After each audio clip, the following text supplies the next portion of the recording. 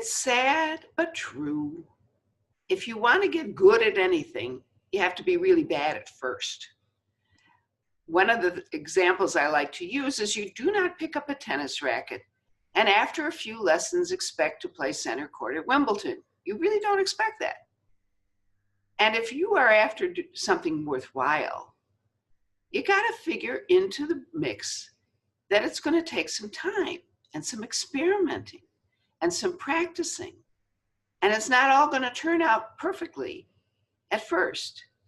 And if you are like I am and suffer from perfectionism, it's really hard for us to deal with the fact when we fail at something, when it's a failure.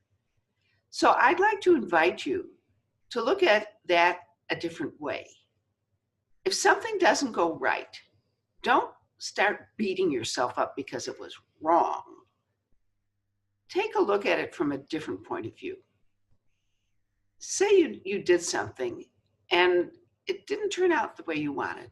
The first question I'd invite you to ask yourself is, what piece of that went well? Something went well. There was something good in there.